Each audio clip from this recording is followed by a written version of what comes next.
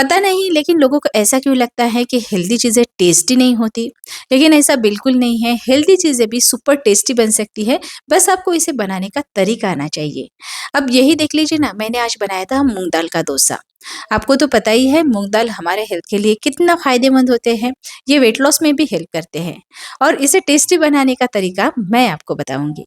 इसके लिए मैंने छिलके वाली मूँग की दाल ली है, ये मैंने 1 कप ली थी। इसे मैंने 3 से 4 घंटे के लिए सोक करने के लिए रख दिया था। अब हम क्या करेंगे, इसे पानी से निकाल के मिक्सी के जार में डाल देंगे। अगर आपके पास टाइम हो ना तो आप रात भर इसे भिगो के रख सकते हो और अगर आपको इसे और भी ज़्यादा हेल्दी बनाना हो तो इसे ना आप ग्राइंड करके फर्मेंटेशन करके भी यूज़ कर सकते हो। अब इसमें मैंने ताज़ा मटर और हरी मिर्च भी डाली है, साथ में ही अदरक डालेंगे और लहसुन भी डालेंगे और हरा धनिया आपको बहुत सारा डालना है, इससे स्वाद भी बढ़ेगा और ये हेल्दी भी बनेगा। आधा चम्मच जीरा डालेंगे, थोड़ी-सी हल्दी पाउडर और इसे चटपटा बनाने के लिए मैं डाल रही हूँ लेमन जूस। इसमें दही मत डालिएगा, दही से ये नरम पड़ जाता है। उसकी जगह पे आप साइट्रिक एसिड भी डाल सकते हो या फिर लेमन जूस डालिएगा। 2 से 3 चम्मच मैंने बारीक सूजी डाली है, इससे ये कुरकुरा बनेगा। अब इसे मिक्सी में बिल्कुल बारीक हमें पीस लेना है।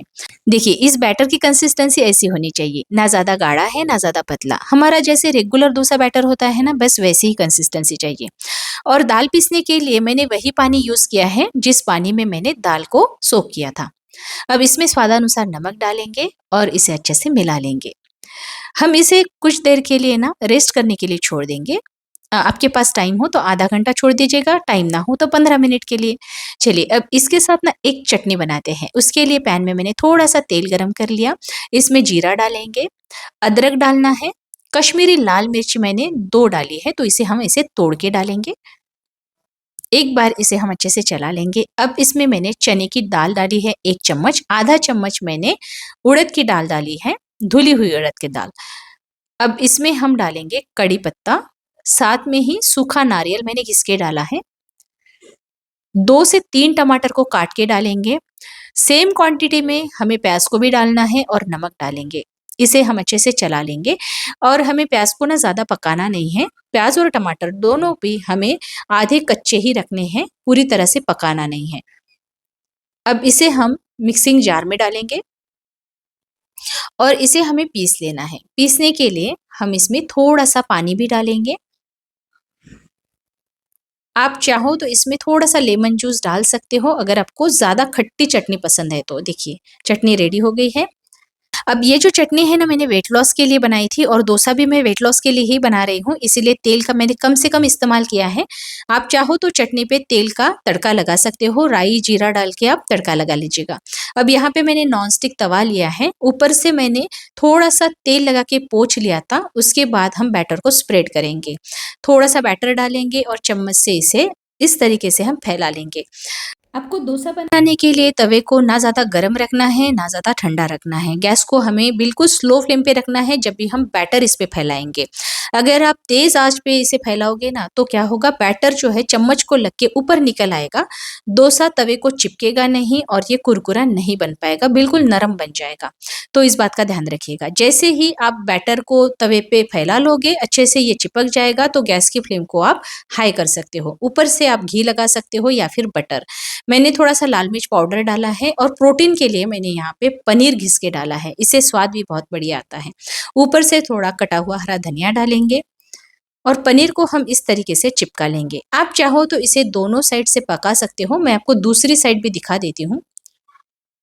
देखिए, अब इस दूसरी साइड को आप चाहो तो थोड़ा तेल लगा सकते हो, अगर आपको पसंद हो तो। देखिए, बहुत बढ़िया डोसा बन के रेडी हो गया है। अब दूसरी साइड में मैंने बिल्कुल थोड़ा-सा तेल ब्रश कर लिया है, तो ये बहुत ज़्यादा ड्राई नहीं लगेगा खाने में, इसीलिए थोड़ा-सा आप तेल लगा सकते हो। लेकिन अगर आप डाइट पे हो, तो आप ये तेल ब्रश करना भी स्किप कर सकते हो। लेकिन मैं आपको बताऊँ क्या, वेट लॉस करते टाइम थोड़ी मात्रा में तेल और घी का इस्तेमाल करना चाहिए। बिल्कुल बंद कर देंगे ना, तो वो भी आपके हेल्थ के लिए अच्छा नहीं होगा। चलिए, अब डोसा हमारा यहाँ पे रेडी हो गया है।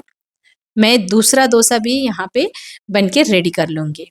ये जो मूँग दाल के डोसे हैं ना, आप सिर्फ़ प्लेन मूँग दाल से बनाओगे ना तो इतने ज़्यादा टेस्टी नहीं बनेंगे। लेकिन जिस तरीके से मैंने इस वीडियो में आपको मूँग दाल का डोसा बना के दिखाया है ना, उस तरीके से आप एक बार अगर बनाओगे तो सच बोलती हूँ आपको, आप रेगुलर डोसा जो होता है ना हमारा दाल-चावल वाला, वो भी भूल जाओगे, इतने ज़्यादा टेस्टी लगते हैं।